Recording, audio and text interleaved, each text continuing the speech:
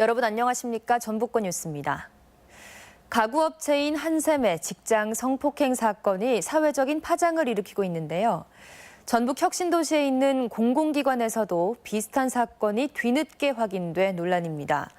LX 한국국토정보공사 직원들이 실습 나온 여대생들에게 성희롱을 일삼은 것으로 드러나 충격을 주고 있습니다. 이창익 기자입니다.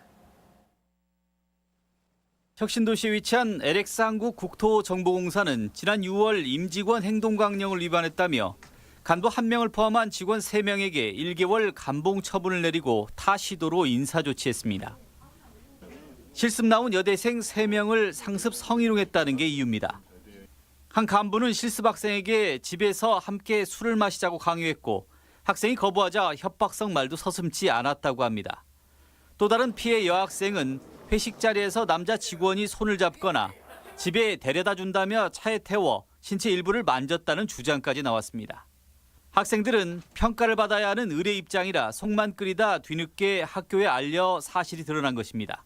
학교에서는 저 학생들을 제일 먼저 파악돼가지고 이 건에 대해서 바로 크레임을 걸어서 공사에 내려가서 또 직접 만났어요.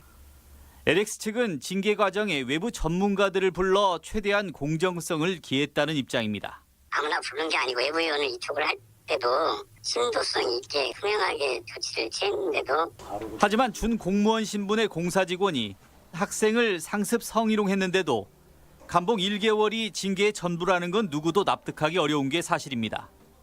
사측의 징계 근거는 정부의 성희롱 대응 매뉴얼인데 직원의 부적절한 행위가 폭행인지 희롱인지 하는 판단을 갑인 회사가 맡는다는 것 자체가 논란거리여서 제도적인 보완이 시급해 보입니다. MBC 뉴스 이창익입니다. 도의원이 청탁을 거절한 지역군의 고등학교에 감사 자료를 요청하고 교장 출석까지 요구해 갑질 논란이 일고 있습니다. 군산 지역 A 고등학교 교장에 따르면 지난 8월 골프 특기생을 받아달라는 비도의원의 청탁을 거절하자 해당 학교에 시설 예산 집행 자료를 요구하고 의회 출석을 통보했다고 밝혔습니다. 이에 대해 해당 의원은 지역의 우수한 체육 인재의 타 지역 유출을 막기 위한 협조 요청이었다고 해명했습니다. 오늘 오전 10시 반쯤 전주시 효자동 서도프라자 8층에서 간판 작업을 하던 고소 작업차가 넘어지면서 작업 중이던 인부 2명이 20m 아래 도로로 추락했습니다. 이 사고로 작업 인부 56살 A씨가 숨지고 또 다른 인부 1명은 크게 다쳐 인근 병원에서 치료를 받고 있습니다. 사고 당시 고소 작업장에는 가로등과 빌딩 옆 가건물을 덮쳤지만 추가 피해는 없었으며 경찰은 목격자들을 상대로 정확한 사고 경위를 조사하고 있습니다. 전주지법은 등교하는 여학생에게 입맞춤을 한 혐의로 기소된 46살 A씨에게 징역 1년 6개월의 집행유예 3년, 신상정보 공개와 전자발찌 5년 부착을 명령했습니다. A씨는 지난해 9월 전주의 한 음식점 앞에서 13살 여중생에게 그동안 지켜봐 왔고 오빠 동생으로 지내자며 볼에 입을 맞춘 혐의로 기소됐습니다.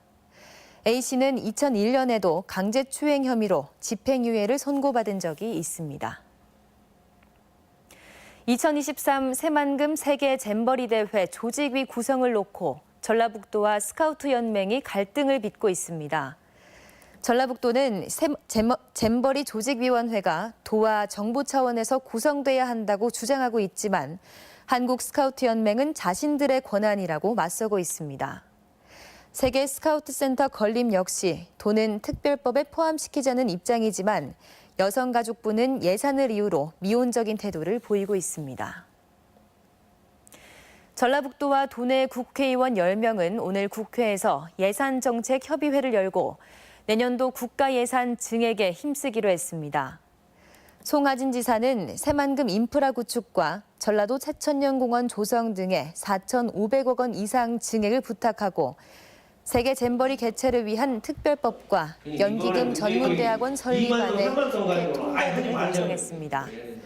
국회의원들은 여야를 떠나 전북 예산 증액과 법률 재개정에 적극 협력할 것이라고 약속했습니다.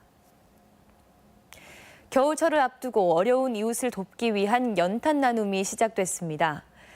전주 농생명 소재연구원은 오늘 연탄 2,000장을 전주 연탄은행에 후원하고 직원 40여 명이 기초생활수급자와 독거노인, 조손가정 등에 배달했습니다. 서전주 새마을금고도 직원들이 모아온 성금으로 연탄 1,000장을 구입해 전달하는 등 어려운 이웃의 따뜻한 겨울나기를 위한 온정의 손길이 시작됐습니다.